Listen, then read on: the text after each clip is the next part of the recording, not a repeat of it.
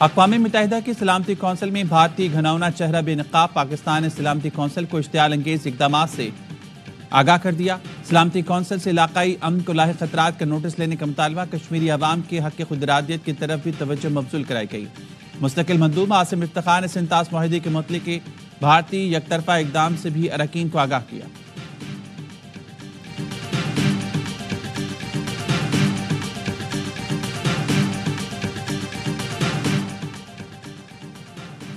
پاکستان اپنے خود مختاری اور علاقائی سالمیت کے دفاع کے لیے مکمل تیار ہے۔ بارہا کہہ چکے ہیں پہلگام واقعے سے کوئی تعلق نہیں۔ بھارت ڈس انفارمیشن مہم کے ذریعے الزام تراشیاں کر رہا ہے۔ پاکستان شفاف، آزادانہ اور بین الاقوامی تحقیقات میں تعاون کے لیے تیار ہے۔ مسئلہ کشمیر 70 سال سے زائد عرصے سے حل طلب ہے۔ خطے میں پائیدار امن کے لیے کشمیر سے متعلق قراردادوں پر عمل کرائے۔ مستقل مندوب عاصم افتخار کی سلامتی کونسل کے ہنگامی اجلاس کے بعد میڈیا بریفنگ۔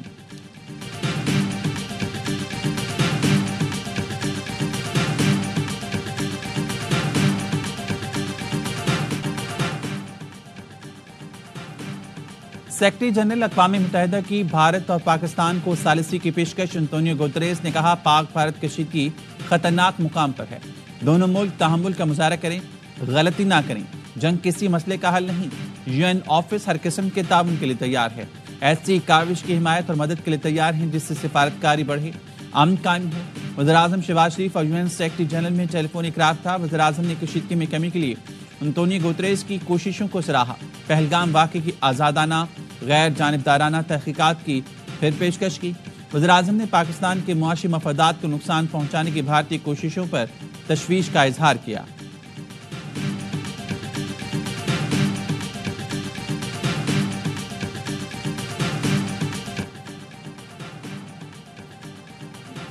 پاکستان خطے میں امن کا خواہاں ہے، امن کا عزم برقرار، لیکن خود مختاری پر سمجھوتہ نہیں کیا جائے گا۔ Army chief general Asim Munir کا جی ایچ کیو میں 15ویں نیشنل ورکشاپ بلوچستان کے شرکاء سے اظہار خیال۔ کہا دہشت گردی کو پوری قوم کے اتحاد سے ہی شکست دی جا سکتی ہے۔ پاکستانی افواج، ادارے عوام کی حمایت سے دہشت گردی کے خلاف جنگ جاری رکھیں گے۔ غیر ملکی سپانسرڈ دہشت گردی بلوچستان کی سیکیورٹی کے لیے سنگین خطرہ ہے۔ بلوچستان میں جاری اقدامات کے حوالے سے غلط بیانی کے تاثر کو ختم کرنا ہوگا۔ بلوچستان کے نوجوان ترقی کے عمل میں اپنا کردار ادا کریں۔ کئی ترقیاتی منصوبوں کے ثمرات بلوچستان کے عوام کو ملنا شروع ہو گئے۔ سول سوسائٹی کے اراکین بلوچستان کے عوام میں آگاہی پیدا کر رہی ہیں۔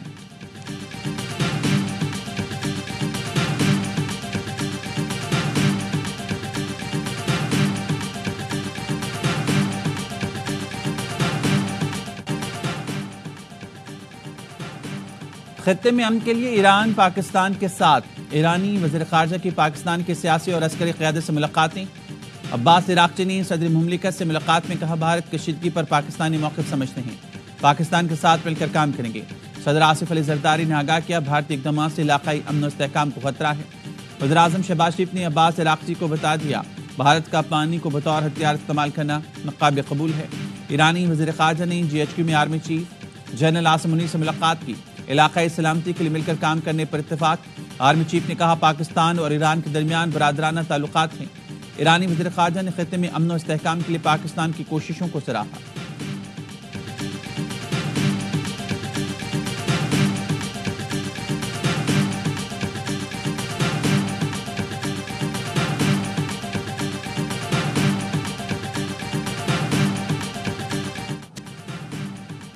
بھارت کی جانب سے پانی روکنا سمجھیں گے جنگ کا اعلان، پاکستان کے سیاسی قیادت یک زبان۔ قومی اسمبلی سے بھارت کو پیغام ہے، بھارت کے جارحانہ اقدامات کے خلاف متفقہ قرارداد منظور۔ قرارداد میں کہا گیا بھارت مختلف ممالک میں دہشت گردی میں ملوث ہے۔ عالمی برادری بھارت کو دہشت گردی پر جواب دہ ٹھہرائے۔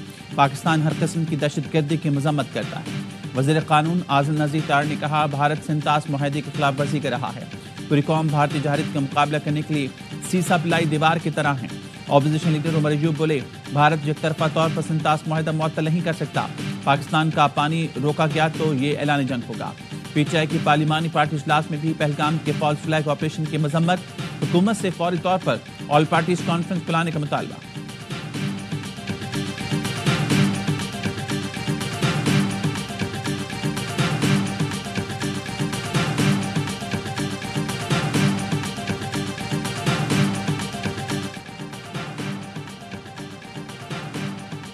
بھارت کی آبی جاری دریائے چناب کا پانی روک لیا، سنتاس معاہدے کی کھلم کھلا خلاف ورزی، ہیڈ مرالے کے مقام پر پانی کا بہاؤ سے 5300 کیوسک رہ گیا۔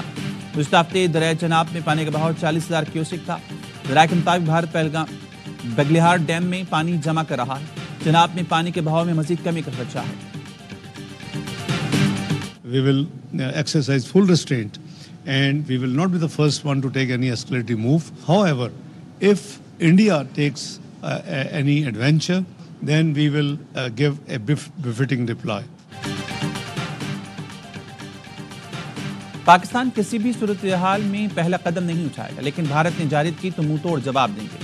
وزیر خارجہ ساگدار کے ایرانی ہم منصب عباس عراقچی سے ملاقات کے بعد گفتگو کہا، پاکستان کا پہلگام واقعے سے کوئی لینا دینا نہیں، حقائق سامنے لانے کے لیے کسی بھی بین الاقوامی شفاف اور آزادانہ تحقیقات کا خیر مقدم کریں گے۔ دونوں وزراء خارجہ نے سفارتکاری کے ذریعے پیچیدہ مسائل کے حل پر اتفاق کیا۔ ساگدار نے تقریب سے خطاب میں کہا، بھارت خطے کو جنگ کی طرف دھکیلنے کی کوشش کر رہا ہے۔ خبر تھی بھارت 29 اور 30 اپریل کی رات کو حملہ کرے گا، ہماری افواج نے بھارت کے حملے کو ناکام بنا دیا، بھارتی طیارے سری نگر میں لینڈ کر گئے۔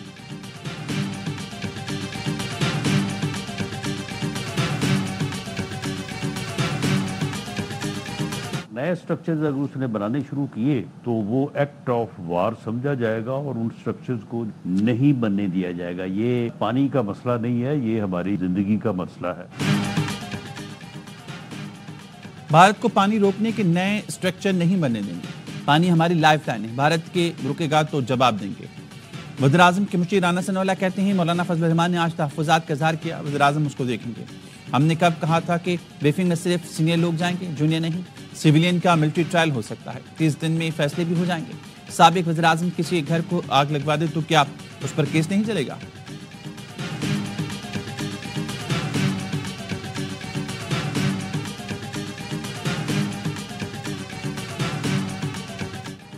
سیکیورٹی فورسز کی خیبر پختونخوا میں کارروائیاں، 8 خوارج مارے گئے، فائرنگ کے تبادلے میں 1 جوان شہید۔ شمالی وزیرستان کے علاقے میر علی میں 3 خوارج مارے گئے، جنوبی وزیرستان میں 2 خارجی جہنم واصل دہشت گردوں سے مقابلے میں نائک مجاہد خان شہید ہوئے۔ خیبر و بنو میں جھڑپیں، 3 خوارج ہلاک ہوئے۔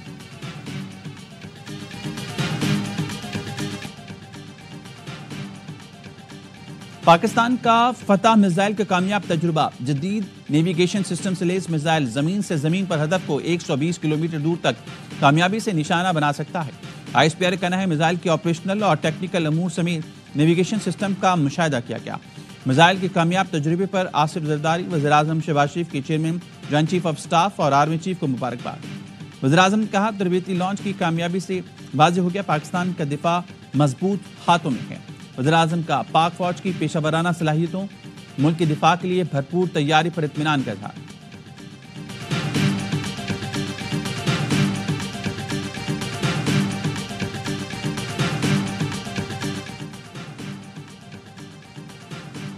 بھارت کی جاسوسی کی ایک اور کوشش ناکام، پاک بحرین نے اتوار اور پیر کے درمیانی شب بھارتی طیارے PHI کا سراغ لگایا اور نگرانی میں رکھا۔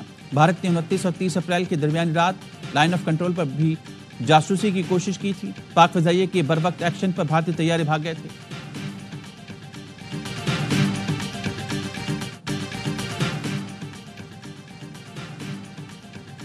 پہلگام فالس فلیگ میں ناکامی کے بعد بھارت کا بلوچستان میں دہشت گردی کا منصوبہ بے نقاب۔ بھارتی ایجنسی را نے بلوچستان میں پراکسیز کو سرگرم کر دیا۔ کالعدم BLA فتنہ خوارج اور غیر قانونی مقیم افغانوں کو دہشت گردی کی ہدایات۔ بھارتی ایجنسی را نے دہشت گردوں کو افغانستان سے متعلقہ علاقوں میں بھجوا دیا۔ چند خودکش بمباروں کو علاقوں کی ریکی کروا دی گئی۔ خودکش بمبار دہشت گردی میں گاڑی، موٹر سائیکل کا استعمال کر سکتے ہیں۔ گوادر، کوئٹہ اور خوزدار میں دہشت گردی کی ہدایت دی گئی ہیں۔ بھارتی سرپرستی میں دہشت گردی منصوبے کو ناکام بنانے کے لیے قانون نافذ کرنے والے ادارے متحرک۔ بھارت کے بلوچستان میں دہشت گردی کے واضح اور ناقابل تردید ثبوت پہلے ہی منظر عام پر آ چکے۔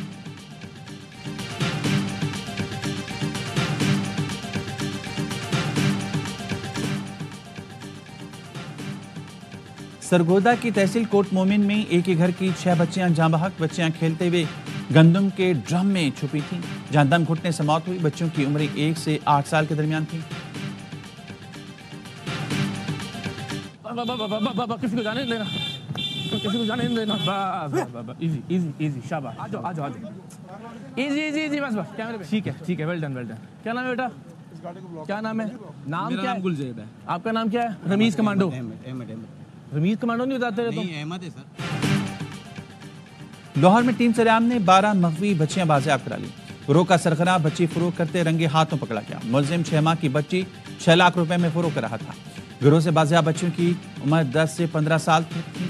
بچیاں چائلڈ پروٹیکشن بیورو پنجاب کے شیلٹر ہوم منتقل کر دی.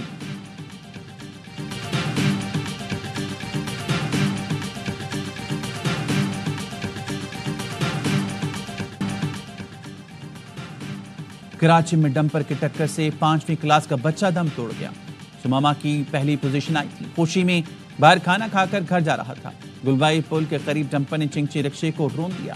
سماما جان سے گیا, ماں باپ زخمی ہوئے. ڈرائیور فرار. مشتعل شہریوں نے ڈمپر کو آگ لگا دی. اسٹار گیٹ کے قریب بس کے زد میں آ کر موٹر سائیکل سوار جان سے گیا.